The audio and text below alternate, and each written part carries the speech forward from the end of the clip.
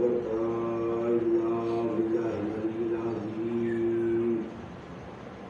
أعوذ بالله من الشيطان اللعين الرجيم. حسبنا الله ونعم الوكيل ونعم المولى ونعم النصير. بسم الله الرحمن الرحيم. الحمد لله رب العالمين، والصلاة والسلام على أشرف الأنبياء والمرسلين وخاتم النبيين سيدنا ومولانا بالقاسم محمد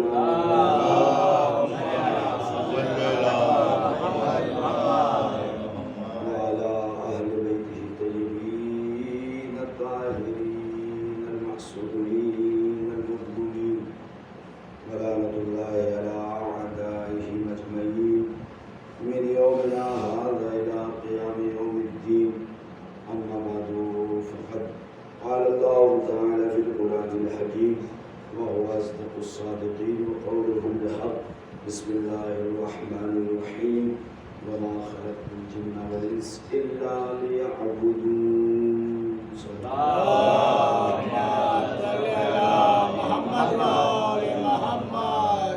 عشر محرم الحرام کی یہ تیسری مجلس، جس کا عنوان گفتگو ہے کہ انسان معنویت سے کیوں دور ہے، اس کے کیا اسباب ہیں، کیا سبب ہے کہ انسان مسجدوں میں نظر نہیں آتا، انسان فرش اعضاء پہ نظر نہیں آتا، انسان دوسری عبادتوں میں نظر نہیں آتا. اس کے کیا اسباب ہیں؟ دو سبب ابھی تک ذکر کیا جا چکا.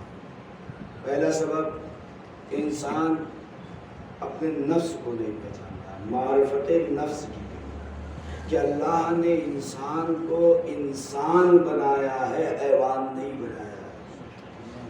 جس دن انسان یہ سمجھ لے گا کہ اللہ نے مجھے انسان بنایا ہے، جانور نہیں بنایا ہے، اللہ نے مجھے حیوانوں والی بھی صفت عطا کی ہے اور فرشتے والی بھی صفت عطا کی ہے، اور ان دونوں صفات کو دے کے اللہ انسان کا امتحان لے رہا ہے.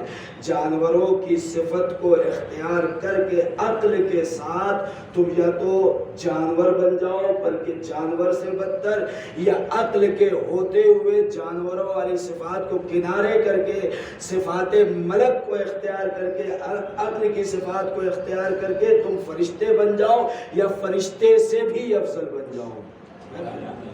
اس لیے کہ فرشتوں کے پاس شہوت نہیں ہے، غضب نہیں ہے، غصہ نہیں ہے، لالچ نہیں ہے، صرف عقل ہے. انسان کو ملک والی بھی نعمت دی ہے اللہ نے اور جانوروں والی بھی نعمت دی ہے، اور اس کے بعد اس میں امتحان ہے انسان کا کہ تمہیں دونوں چیزیں ملی ہیں. اگر تم نے کنٹرول کر لیا تو ملائک سے بھی افضل ہو جاؤ گے، اور اگر نہیں کنٹرول کیا تو جانوروں سے بھی بدتر، بل ہم اضل، قرآن کہہ رہا ہے، بلکہ جانوروں سے بھی بدتر. یہ حضرت انسان کو اللہ نے خوبصورت بنایا ہے، اور واقعاً ساری مخلوقات میں انسان خوبصورت ہے. انسان کے علاوہ کوئی بھی شے روئے زمین پر خوبصورت نہیں ہے. لاکھ انسان کہے، چاند کی مثال دے، پہاڑوں کی مثال دے، اشجار کی مثال دے، اسمار کی مثال دے، لیکن کوئی بھی چیز انسان سے خوبصورت نہیں ہے، اور کوئی بھی دعویٰ بغیر دلیل کے ثابت نہیں ہوتا. میرے عزیزو، انسان سب سے زیادہ خوبصورت ہے، انسان اشرف المخلوقات ہے.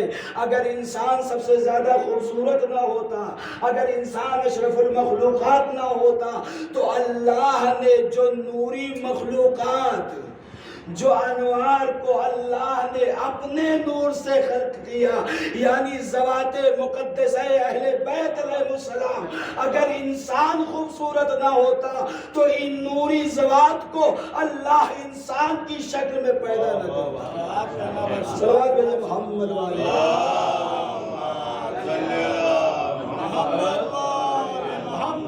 اگر انسان خوبصورت نہ ہوتا تو اہل بیت علیہ السلام کو زمین پر انسان کی شکل میں اللہ نہ بھیجتا. ساری مخلوقات پہ انسان برتری رکھتا ہے، ساری مخلوقات پر انسان فضیلت رکھتا ہے۔ اللہ نے ساری چیزیں انسان کے لیے مسخر کی ہے، لیکن اللہ انسان سے چاہتا ہے عبادت۔ جس دن نفس جاگ جائے گا انسان عبادت کرنا شروع کر دے گا، پہلی چیز جو عرض کی تھی۔ دوسری چیز ماں باپ کی طرف سے غفلت۔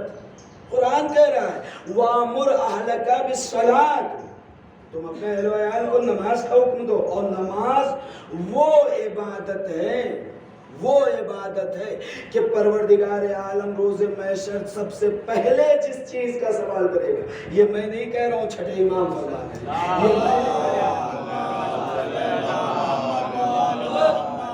یہ میں نہیں کہہ رہا ہوں، رسول اللہ فرما رہے ہیں، یہ میں نہیں کہہ رہا ہوں، ائمہ علیہ السلام جسے دیکھ رہا ہوں، میں روایت انشاءاللہ کسی دن پیش بھی کروں گا۔ تو سب سے پہلے روز محشر جس چیز کا سوال ہوگا وہ نماز۔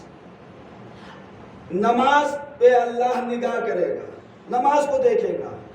اگر نماز ہے ان قبیلت قبیلہ ما سوا تو سارے اعمال قبول، اگر نماز نہیں قبول، اگر نامہ اعمال میں نماز نہیں، تو پھر اللہ، روایت کے جملے ہیں کہ اللہ دوسرے اعمال کی طرف نگاہ بھی نہیں کرے گا، دیکھے گا بھی نہیں اللہ دوسرے اعمال کی طرف۔ یہ روایت کے جملے ہیں، کسی دن عرض بھی کروں گا انشاءاللہ، پوری عربی روایت۔ تو غفلت انسان والدین کی طرف سے غفلت، جو انسان معنویت عبادتوں سے دور ہے، عبادتوں سے دور ہے، اس لیے کہ اللہ نے حکم دیا وَأَمُرْ أَهْلَكَ بِالصَّلَاةِ، اور جامع ترین نماز، جامع ترین عبادت کا ذکر کیا ہے اس آیت میں اللہ نے، یعنی یہ نماز ہے ساری عبادتوں کو اپنے اندر گھیرے ہوئے ہے نا۔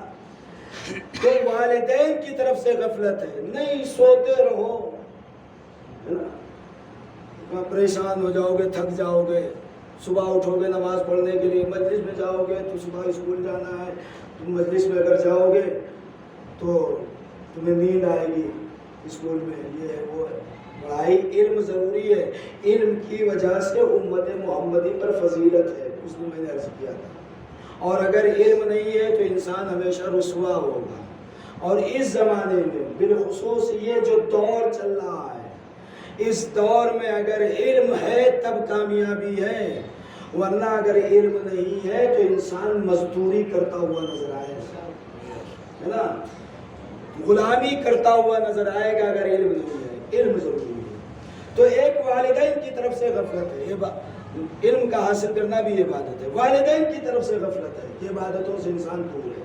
تیسری چیز محبت اہل بیت کی حقیقت کو نہیں پہچانا ہے، اس وجہ سے انسان معنویت سے دور ہے، عبادتوں سے دور ہے۔ محبت اہل بیت کی حقیقت کو انسان نے نہیں پہچانا۔ قرآن کہہ رہا ہے قُلْ لَا أَسْأَلُكُمْ عَلَيْهِ أَجْرًا إِلَّا الْمَوَدَّةَ فِي الْقُرْبَى، اجر رسالت میں مجھے کچھ نہیں چاہیے، صرف اہل بیت کی محبت۔ ہم نے اہل بیت کی محبت کو بالکل یہ سمجھ لیا کہ اہل بیت علیہ السلام جو زمین پر بھیجے گئے ہیں، جس کے لیے قرآن کہہ رہا وَجَعَلْنَاهُمْ أَئِمَّةً يَهْدُونَ بِأَمْرِنَا، ہدایت کے لیے بھیجے گئے ہیں۔ ہم اس سے غافل ہیں کہ اہل بیت ہدایت کے لیے بھیجے گئے ہیں، بلکہ ہم یہ سوچ رہے ہیں کہ اہل بیت اس لیے بھیجے گئے ہیں کہ ہم گناہ کرتے رہے وہ ہمیں بخشواتے رہیں گے۔ ہم نے یہ سوچ لیا، حقیقت یہی ہے۔ قرآن کیا کہہ رہا ہے وَجَعَلْنَاهُمْ أَئِمَّةً، کوئی کاٹ سکتا ہے اس بات کو؟ ہے کسی کے اندر قرآن کو جھٹلا سکتا ہے؟ وَجَعَلْنَاهُمْ أَئِمَّةً يَهْدُونَ بِأَمْرِنَا، ہم نے جو امام بھیجے ہیں اس لیے بھیجے ہیں تاکہ وہ ہمارے امر سے لوگوں کی ہدایت کریں۔ تو محبت اہل بیت کو ہم نے صحیح سے نہیں پہچانا ہے کہ اہل بیت کی محبت ہم سے کیا چاہتی ہے۔ سوال دیجیے محمد۔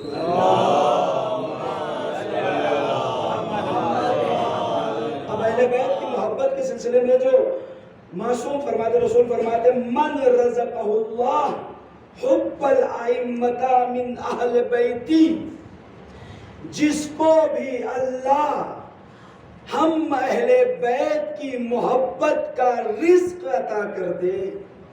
یہ رزق سب کو نہیں ملنے والا ہے.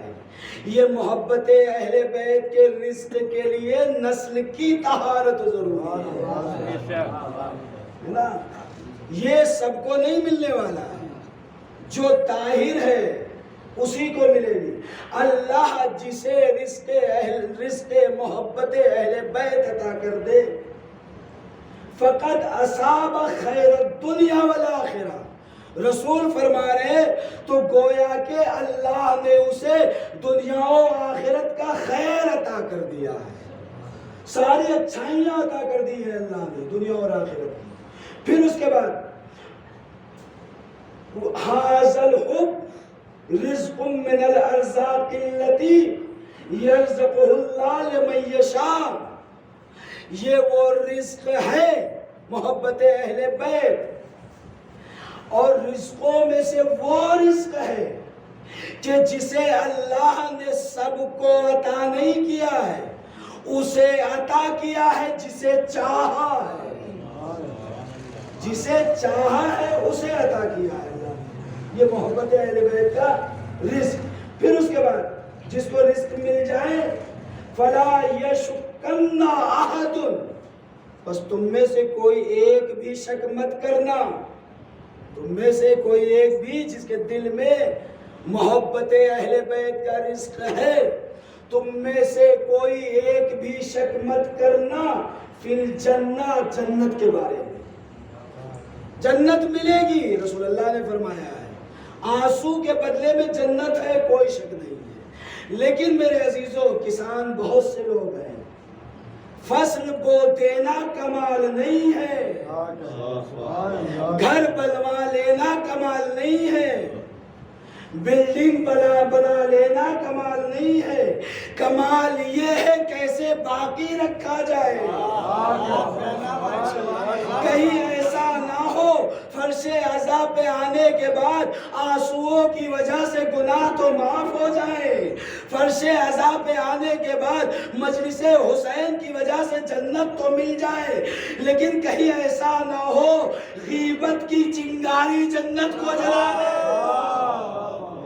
حسد کی بیماری جنت چھین لے، بغض، تمام چیزیں، گناہ، ترک نماز، والدین کی اطاعت نہ کرنا، کہیں ایسا نہ ہو ان سب وجہ سے ان آنسوؤں کی قیمت ختم ہو جائے، ہے نا. جنت کے بارے میں شک مت کرنا، شک مت کرنا. پھر اس کے بعد فَإِنَّ فِي حُبِّ أَهْلِ بَيْتِ 20 خصلة.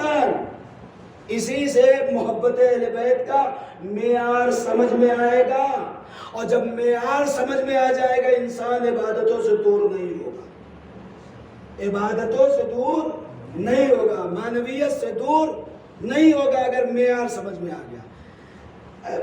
رسول فرماتے ہیں کہ اہل بیت کی محبت میں اللہ نے اہل بیت کی محبت کرنے والوں کو 20 خصلتوں سے، 20 صفات سے نوازا ہے. ساری صفتیں آج نہیں عرض کروں گا، جہاں تک پہنچا میں انشاءاللہ عرض کروں گا. 20 صفات سے اللہ نے نوازا ہے محبت اہل بیت کرنے والوں کو، 20 صفات سے نوازا ہے.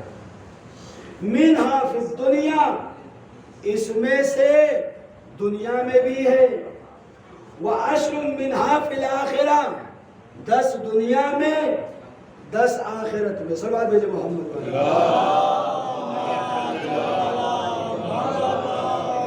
20 خصلتوں میں سے 10 خصلتیں دنیا میں، 10 خصلتیں آخرت میں. جو 10 خصلتیں دنیا میں محبت اہل بیت کے عوض میں اللہ نے دی ہے وہ کیا ہے؟ پہلی چیز رسول فرماتے الزہد، پرہیزگاری، تقوی، خوف الہی.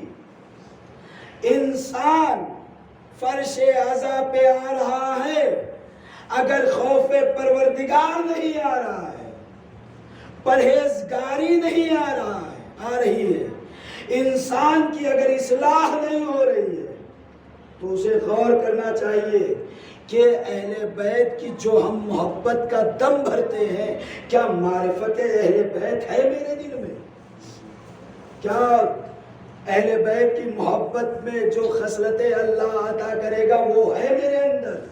زہد ہے؟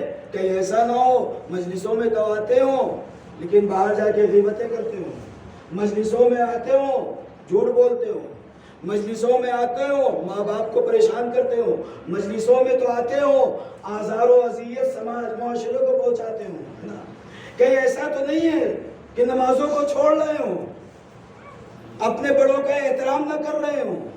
زہد نہیں ہے، کہیں ایسا نہ ہو کہ زہد ہم سے رخصت ہو رہا ہو۔ اگر زہد نہیں ہے تو پھر رسول اللہ نے فرمایا کہ محبت اہل بیت کے عوض میں زہد ملے گا، تو گویا کہ محبت اہل بیت کامل نہیں ہے۔ میں نہیں کہہ رہا ہوں، رسول اللہ کی حدیث ہے، کوئی بھی بات میری اپنی نہیں ہوگی۔ دوسری چیز وَالْحِرْصُ عَلَى الْعَمَلِ، محبت اہل بیت انسان کو یہ جرأت نہیں دیتی کہ وہ نمازوں کو ترک کرے، وہ مجالس کو چھوڑے، وہ ماتم کو چھوڑے، جلوسوں کو چھوڑے، والدین کی اطاعت کو چھوڑے۔ نہیں، محبت اہل بیت کا تقاضا یہ ہے کہ عمل کا اس کے اندر حرص پیدا ہو، زیادہ سے زیادہ اعمال انجام دیتا ہوا نظر آئے، ہے نا؟ محبت اہل بیت کا تقاضا۔ پھر اس کے بعد تیسری چیز وَالْوَرَعُ فِي الدِّينِ، دین کے معاملے میں ورع ہونا چاہیے۔ ورع یعنی تقوی ہونا چاہیے کہ اگر ایک ٹائم کی نماز چھوٹ رہی ہے تو یہ غور کرنے کا مقام ہے کہ کس وجہ سے نماز چھوٹ گئی۔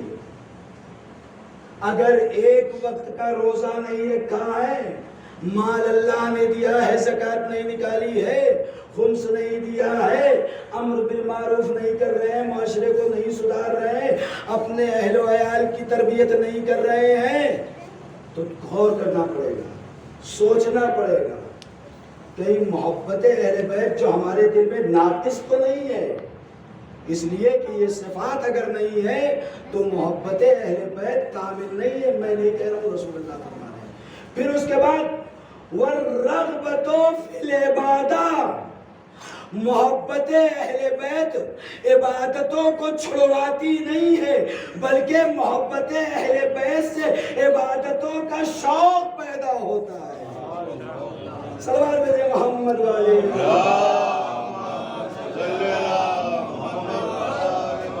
عبادتوں میں شوق پیدا ہوتا ہے محبت اہل بیت کے عوض۔ اب محبت اہل بیت کا اگر ہم دم بھر رہے ہیں، اجر رسالت کو ادا کر رہے ہیں، تو ہمیں جو رسول اللہ نے فرمایا ہے کہ محبت اہل بیت کے عوض 10 صفات کوئی اور نہیں اللہ عطا کرتا ہے۔ کون عطا کرتا ہے؟ اللہ عطا کرتا ہے۔ آیا یہ صفات ہمارے اندر ہیں کہ نہیں ہیں؟ پائی جا رہی ہے کہ نہیں پائی جا رہی ہے؟ اگر صفات پائی جا رہی ہے تو انسان معنویت سے دور نہیں ہے، اگر یہ صفات نہیں پائی جا رہی ہے تو انسان معنویت یعنی عبادتوں سے دور ہوتا ہوا نظر آئے گا۔ اس لیے کہ محبت اہل بیت انسان کے کو جرأت عطا نہیں کرتی ہے کہ جرأت ہو کہ عبادتوں کو چھوڑے، ہے نا؟ محبت اہل بیت اطاعت سکھاتی ہے۔ اور میرے عزیزو، آپ خود آپ اپنے ماحول میں دیکھ لیجئے کس کو آپ پسند کریں گے، کس کو آپ دوست رکھتے ہیں، اور جس کو آپ دوست رکھتے ہیں ایک ذرا سی نافرمانی کر دے آپ کے ساتھ، آپ کی ذرا سی بات نہ مانے، نتیجہ کیا ہوتا ہے؟ اسے گلے لگاتے ہیں آپ، نہیں دور کر دیتے ہیں، دور کر دیتے ہیں نا۔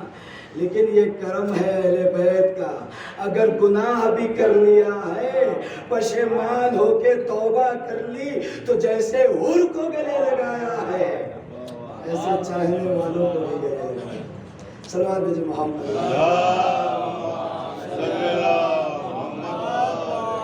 نعرہ حیدری، نعرہ صلوات۔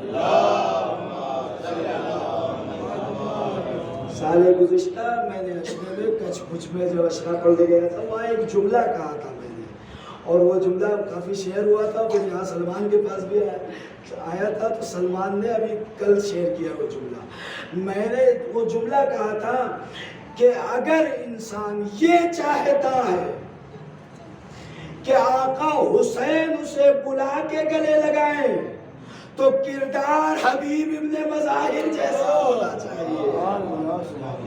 اور اگر انسان گنہگار ہے، خطا کار ہے، غلطیاں کر رہا ہے، گناہ کر رہا ہے، آقا حسین نہیں بلائیں گے تو اپنی آنکھوں میں پٹی باندھ کے یعنی پشیمان ہو کے آقا حسین کی بارگاہ میں آئے بالکل جیسے حر آیا تھا.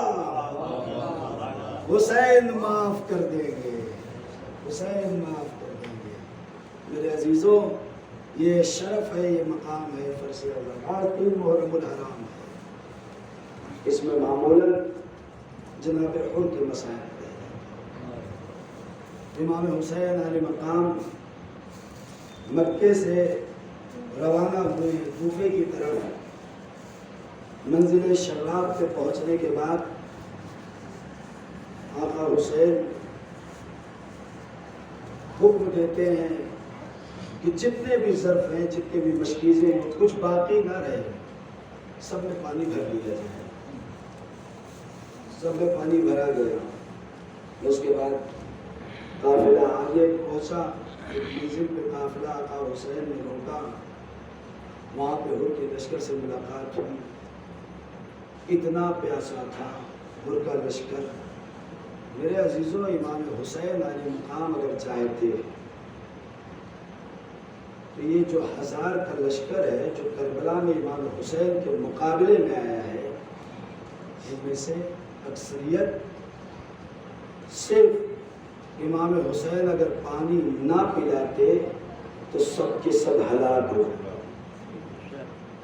جانوروں کی زبانیں نکل گئی تھی، انسانوں کی زبانیں باہر ہو چکی، تاب نہیں تھی چلنے کی. بس جہاں آقا حسین نے قافلہ روکا تھا اپنا، بس وہیں تک وہ قافلہ آ سکتا تھا. بس اس سے آگے بڑھنے کی اس کی جرات نہیں تھی، ہلاک ہو جاتے سب کے سب. لیکن کریم ہے، کریم ابن کریم ہے.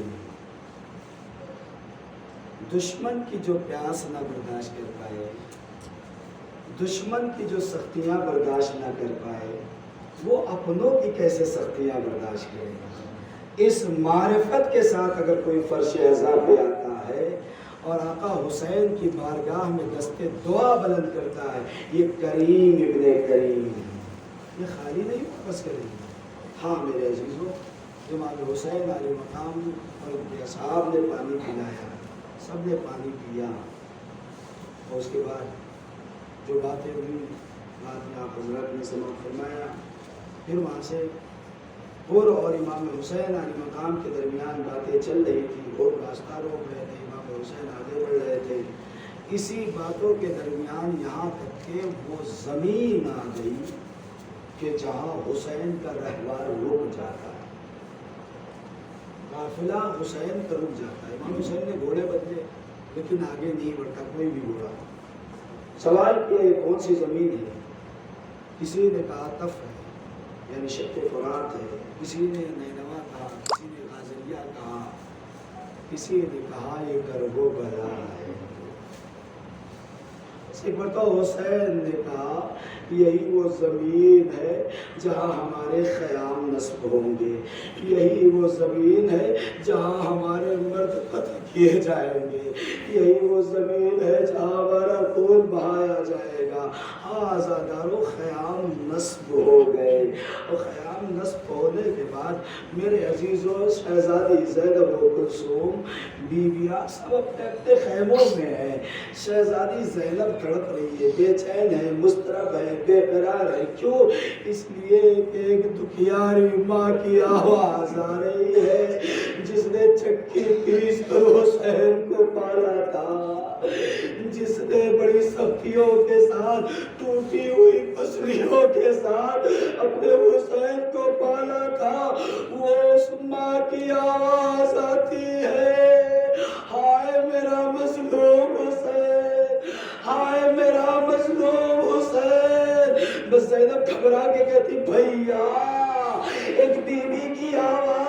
رک رک کے پشت خیمہ سے آتی ہے، اے میری بہن زینب، وہ کوئی اور بیوی نہیں، ہماری ماں فاطمہ ہے۔